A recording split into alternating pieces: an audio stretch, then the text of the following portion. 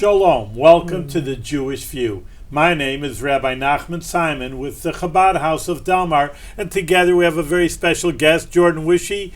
Welcome to the Jewish View, Jordan. Thank you, Rabbi Simon. I'm very happy to be here today. Well, we're talking about your new book, and just for our viewers, it's not even published yet, so we have a sneak preview. It's called Start Over Nation. And tell us, it's a big, long book, and I've seen just a manuscript, but if you can say it in a few minutes, you summarize the whole table of contents, and like when they add the inside cover of a book.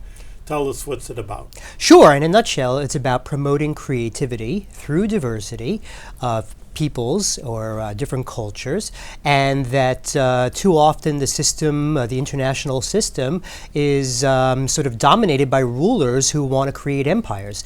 And Israel is the first nation state, and Israel is the first nation state wants to maintain or anchor this diversity of the 70 nations that came from the sons of Noah. Well, see, really, of course, Israel is one of the oldest nations that still exists today, 3,300 years ago. But on the other hand, of course, even in the Bible, they do say there were other nations in the Middle East that Israel had to conquer, but it wasn't like the first nation in the world. There were other ethnic communities, but there weren't nation states as a way of organizing politics. So that there were, say, tribal ethnic communities, and then at some point these tribal ethnic communities would be scaled up by rulers who were successful in building empires. So they almost immediately jumped from tribal chiefdoms to empires. And the goal of an empire is to try to rule over the whole world, at least in theory. Very interesting. And what Israel came in, what kind of political system did the Jewish nation have different than compared to the surrounding nations? Well, it seems that they were nestled in between all the major empires of that region at that time, so that to the south you have the Egyptians, and to the north you have the Hittites, and to the east you have the Babylonians and the Assyrians. And Israel is sort of like a model, sort of a small nation state that doesn't really want to expand, that has a defined territory that has been specified in the Bible or in the Torah, and that it doesn't really seem to want to go outside of those boundaries. And the goal of empires is to expand and encompass the entire globe eventually. You had David, though, and that was hundreds of years later, once the Jewish people left Egypt and went into the land of Canaan, which then became land of Israel. And then they did expand. David was expanding. Right, so two possible answers to that. I'm not so familiar with the prophetic literature on David's activities, in his expansion. But my guess would be that either he's responding to external circumstances, that is, that he didn't have a goal of taking over the whole world, but rather felt that he had to expand in order to reduce certain immediate security risks beyond the borders, or that he just, was, maybe not true to the vision of the Bible, to the fullest extent in that particular way. I'm not really sure which. Yeah, but really afterwards, Egypt, even though it was an empire, and like I always say that we're so blessed in Capital District, people could see a lot of the history of the Egyptian Empire right here in Albany on Washington Avenue, the Museum of History and Art. But on the other hand, though, it was an empire, but it really wasn't expansive. Really, probably was the first expansive was probably Greece, would you say? That's exactly correct. I would say that the empires have proceeded through three stages, and the Greeks maybe, and then the Persians, brought in the second stage. But the first empires were very small. But the reason they were very small wasn't because of an ideology. It wasn't because the ambition of their rulers was limited. It wasn't because their rulers didn't believe that they should be able to take over the whole world. But it was merely because administratively they were limited. They hadn't formed an administrative apparatus or capability to really do the job they wanted to do. That's very interesting because the Jewish people really, again, if you always look at a map, and there are ancient maps that are not just 100% true, but on the other hand, you see Europe to the upper left if you see a picture, and we don't have one here, Africa's the lower left, and Asia to the right. And if you pinpoint where's a middle point, it's right at Israel. You could just really see it by not even knowing geography. Just see Israel's right in the middle of these three great continents. On the other hand, then because of that probably is just because they're always in the center of all the trouble, if you want to say that. Every time no one's going to miss Israel, I want to conquer the world, well, we'll skip over Israel. Maybe you'll skip over China or, South Africa. You can skip over the fringe or England, but the center you're not going to miss over. So really, the Egyptian Empire, the Babylonian Empire, Nebuchadnezzar, you had the Greece, Roman. Israel's always in the center of I don't know if you say trouble, because they were being conquered all the time. Sure. And I think that they were an alternative or a model if anybody wanted to pay attention, or if they were more successful in selling themselves. I think it was interesting that you mentioned David, that David maybe possibly had some expansionist tendencies. And to me, it mirrors the rise of empire in the initial, instance, meaning at the origin of time, which is that it was an organic process, that what you have are some small civilizations, like little small farming or agricultural communities along the Mesopotamian Valley. And these are originally governed by a priestly class. There were no monarchs originally. And so we see, too, that there are no kings in Israel in the original period, that Israel enters the land and there are tribal divisions and there are judges and there's a judicial structure, but there's no monarchy. And so, too, there was no monarchy in the original period in Mesopotamia, but what happened was there were external threats coming from the north, what we call the nomads or the pastoralists, or some people might have said in the past barbarians, and these barbarians would invade these independent, priestly governed agricultural communities in the Mesopotamian area, and that necessitated sort of the communities to come together. And this is where you get the rise of monarchy, that the priests could no longer handle the functions of war successfully to stop the invaders from the north, and so the communities began to be governed by a king.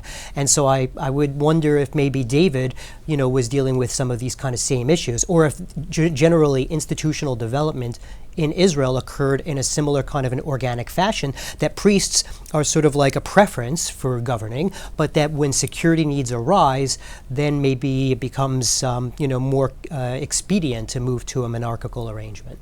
It's very interesting. While you're saying this, I'm really thinking of our present-day situation. Of course, we're in the United States, which is like, in a way, you don't call them city-states, and we're heard it that way, but in a certain sense, maybe they are. That's what I'm thinking. It's like an ancient model of Israel, where you have city-states and just one federal government. You can call monarchy or federal government. What's really different, you have one president, whether the people want him or, it's imposed upon you. But in a certain sense, you have one president overriding, keeping everybody together in a very general sense, even though, again, there's separation between the states and the federal government. Sure. I mean, I wouldn't say that Israel was a city-state system, but a national state system, meaning that the cities were not independent in that they could conduct foreign policy, and, they were not completely sovereign entities. Just like, New York City also cannot conduct foreign policy, or sometimes, for example, city, government or even state government tries to get involved in foreign policy areas, but if it gets too far, the national government's going to step in and trump them. It seems like, the America is a nation state, but with some strong cities, but it doesn't make it a city-state system. So I think the interesting question that I wondered about was, is America really an empire? Because I hear a lot of people saying that. I mean, is America really an empire? Well, it's interesting. My son sent me an article and said that never in history was America's number one in having so many soldiers. You say, well, they didn't conquer them, but still, there are United States soldiers and bases in more countries, all over the world, more than you would say the Greek or the Roman or the Babylonian or whatever, even the British Empire, more than any other country or empire in the history of the world. There's 175 countries that America has bases inside of them. So what's kind of maybe up to you, what's your definition of an empire? And we don't control these.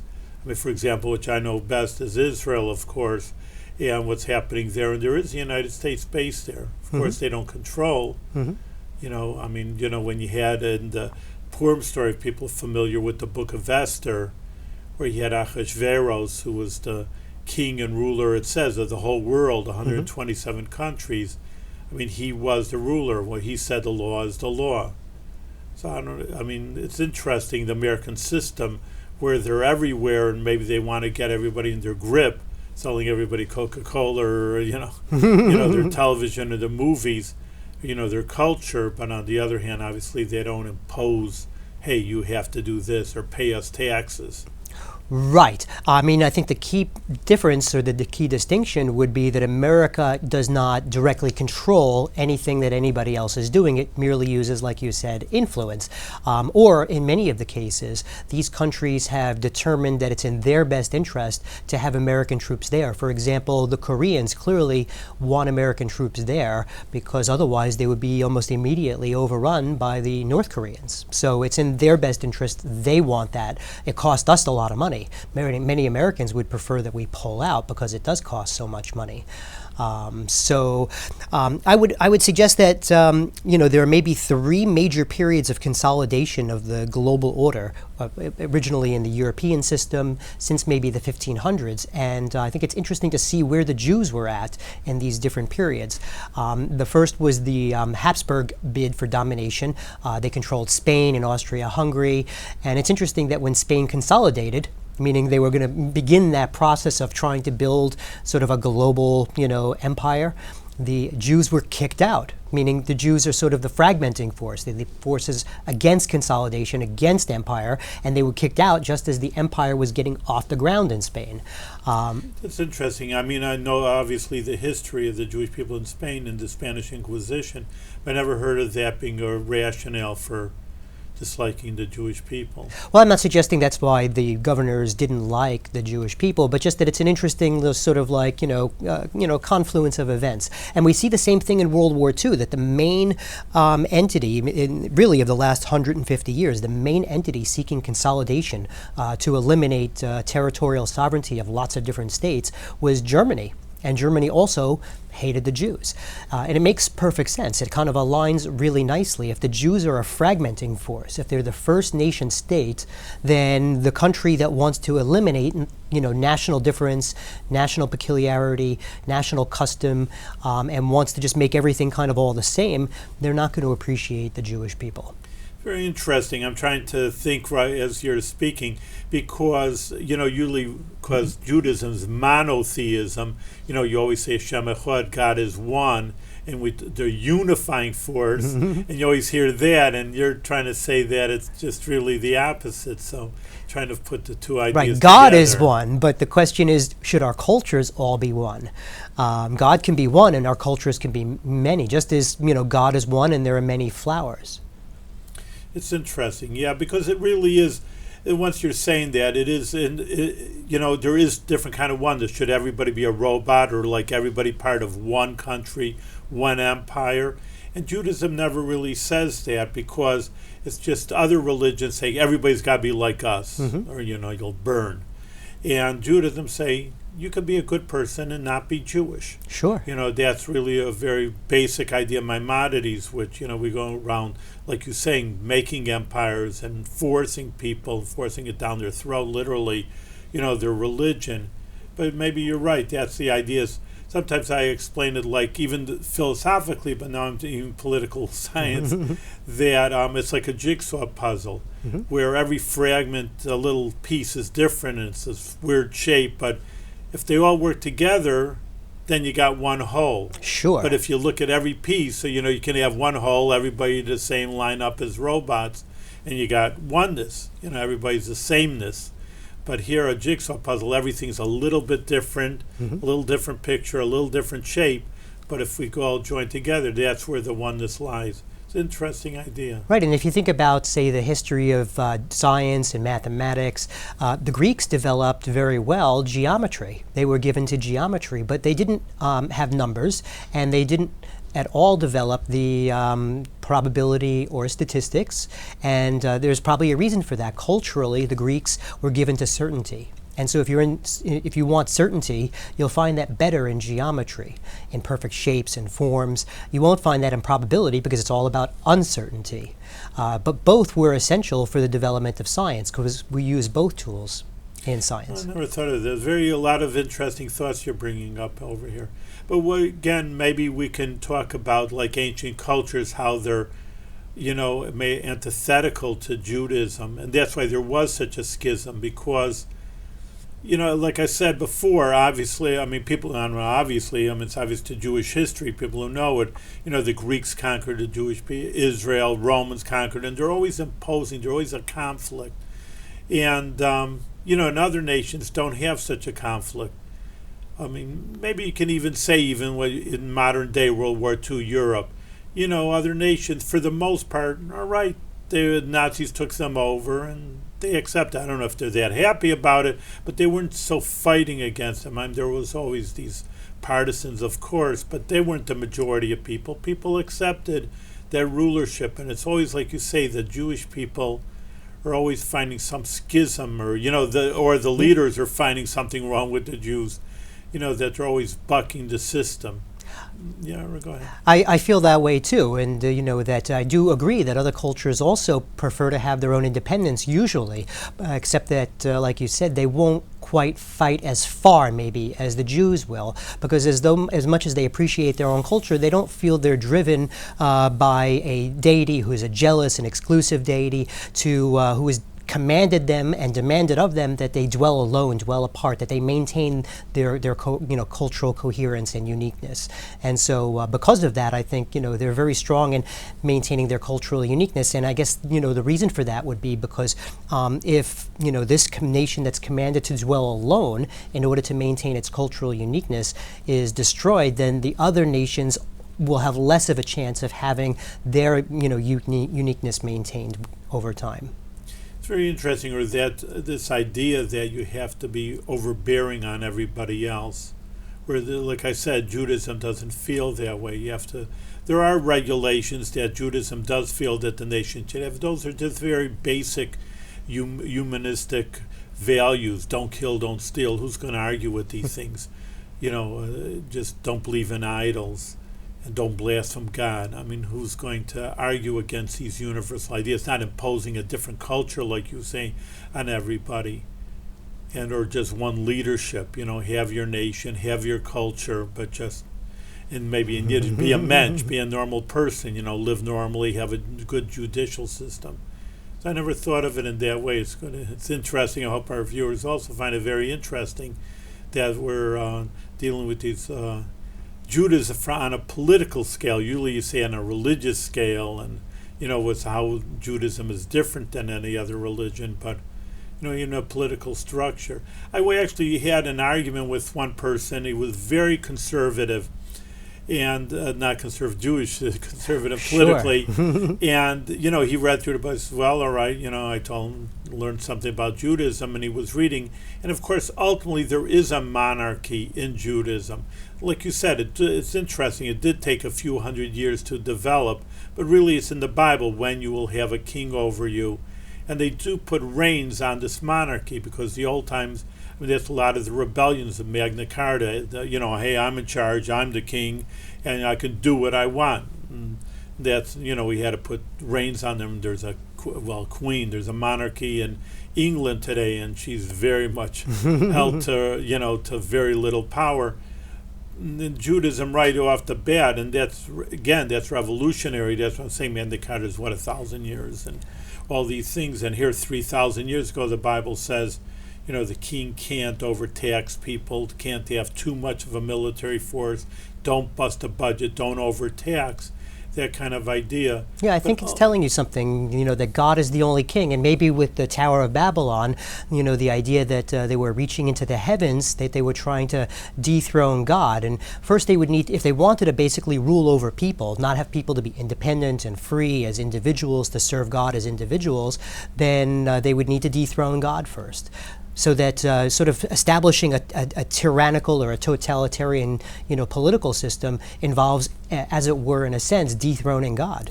It's very interesting. So many thoughts come into my head, but that's even, again, trying to bring it into current events, because that's why I always say, people say, Bible's old-fashioned, 1,000 years old. It says, listen, people are people, systems are systems. Sure. And, all right, so don't say Babylonians, say Americans, say Russians, just fit in different nations, but really we're ultimately the same kind of people.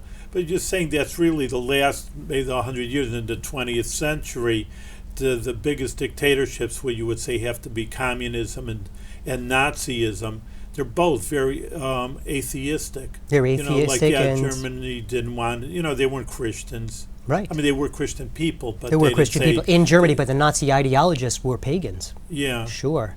They were And- and believed in bizarre occult ideologies. yeah, that's it. And also communists for sure is atheistic. I Sure. mean, people know that that's out and out. Surely not only against Judaism, but again Christianity and religion. But as far as America being like possibly an empire, as many people like to say or believe about that, America, if there is an empire, it would be global capitalism, the system of global capitalism that is kind of proceeding along for many hundreds of years, long prior to the institution of America as a state. And but I would say actually that America is, you know, the leading capitalist state within, you know, the system of capitalism. And the reason capitalism doesn't really promote empire, because empire is, when in the conventional sense, when we use the word empire, it does refer to a political system, meaning, you know, a state that takes over all the territory or wants to do that. And the reason the capitalist class doesn't want there to be a global empire, and America being the leading capitalist state is the best supporter at present of the capitalist class's interests. The reason they don't want that is because the capitalist class has a lot of money and wants to be able to put that money in lots of different sovereign states that can protect that money. So if there was only one state, there would be a threat that one ruler at one time could change the rules suddenly and take all of their money. So the capitalist system, by its very nature, prefers decentralization of states or fragmentation of the, you know, international political order in order to ensure that its money, you know, cannot be just consumed by one greedy ruler suddenly. It's very interesting. I never thought of it. So it's to America's interest that there are a lot of countries, a little escapes. Sure. A lot of that's why I'm just thinking with even German Nazis, they always question, well, why didn't you ever take over Switzerland? It's right next door. Mm-hmm. And I mean, they could say the Alps. It would have been difficult, maybe militaristically. But again, I've heard that reason because they wanted the Swiss banks. They wanted some. Oh, even the finance. Germans preferred to maintain, you're saying, the Swiss government autonomously because of the banking Well, system? that's, yeah. And Oh, that I hadn't fits heard that the- before. Yeah, it Very fits interesting. into what you were It just does, saying. yeah. You know, I'm just putting two Yeah. and two together what I know from history. Yeah, that's an So it's interesting point. excellent. You know, that you have an outside interest where to go to. Right, right. It's interesting. That's really interesting. So even the forces of consolidation prefer some level of fragmentation at the end of the day, which is ultimately one of my conclusions too, which is that the empires are historically very fragile, almost from the beginning. It's very hard to maintain empires, and they Why, begin. because of cultures, you can imagine. I mean, Well, do you say originally it that? was because administratively it was really hard to, you know, maintain an empire, because administratively it was hard to station your military. It was hard to like actually extract enough surplus from the, you know, indigenous population to support what you wanted to do. There just wasn't. The agricultural civilizations usually produced barely enough surplus for the aristocracy to skim. So that's interesting. yeah, sort of keeping them in this like bare equilibrium. It's interesting because, you know, obviously, because people know history, basically, you know, as they call it the rise and fall, the wave theory of empires. What we're talking about, Babylon, they were great. I mean, if people know their history, surely the Greek Empire, the Roman, but, you know, they had their heyday, the rise, and obviously know that they went downhill. Spain, we talked about, British Empire, you know, all these great empires really controlled a tremendous amount of territory and wealth. And a lot of them are just third-rate countries today. And they were short-lived even during that period. I mean, how long did the Greek Empire persist? I don't think more than 75 or 100 years, right? Really? I don't know. I thought Yeah. it was a little longer. I mean, I think you know, right after Alexander died, I believe his generals started fighting, and they broke up into like, yeah. Yeah, it's interesting. The Roman Persian Empire. Empire also maybe 200 years. Roman also 400. About I think 400 it was years, 400, yeah. But it was disintegrating, like, you know, started disintegrating maybe by the mid to late 200s. Yeah, it took a little more time. Yeah. It's interesting, yeah. But I mean, it's very hard. I mean, there is a Judaic reason for that. And the Medrash says that Egypt could have ruled the world forever. Mm-hmm. It was that strong. But once they were knocked down through the Exodus story, so then it started that rise and fall. No one really had a major grip on empire. Well, I mean, what's interesting is about Egypt. I mean, you'd have to say like which Egypt, because like Egypt was overtaken, at different times. So, for example, one of the stories I found out is that, because the chariot warfare doesn't originate in Egypt, it actually originates in the steppes, in the nomadic steppes. In fact, many of the major military innovations of the ancient time originated by these nomadic pastoralists on the steppes that were, living in these grassland regions above the civilizations. And one of these groups called the Hyksos invaded Egypt, and I think that was maybe like around the time of Joseph. And so they were the ones who introduced the chariot warfare technology. They became a new aristocracy like within. And then the old governing class didn't just disappear because everything was very local, because they could take over the center and they could show up every now and then in this or that like town. But for the most part, they couldn't really gain a full control over all the regions and change the indigenous culture. So that all the local forces would continue to bubble, and eventually they would find the right circumstances. A new ruling group would want to come in, and they would then align with, the locals and overthrow the previous, regime that came from the north or something. I'm going to explain to you and to our audience something very incredible that you enlightened my eyes, and I'll explain to what it is. It says right at the beginning of Exodus that Joseph died and a new king came. And so now there's an argument everything's an argument in the Talmud. In any case, one say it was a new king and didn't know Joseph.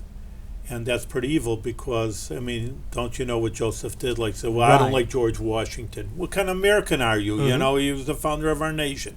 What kind of American is that? On the other hand, one says it was the old king, even though it's a few hundred years old, but he changed his policies. Mm-hmm. And the question is, was it new or the same one? And you kind of answered that question, how you can put these two interpretations together. So it was like the ancient people were still there, right? But like a new country took them over, and a new.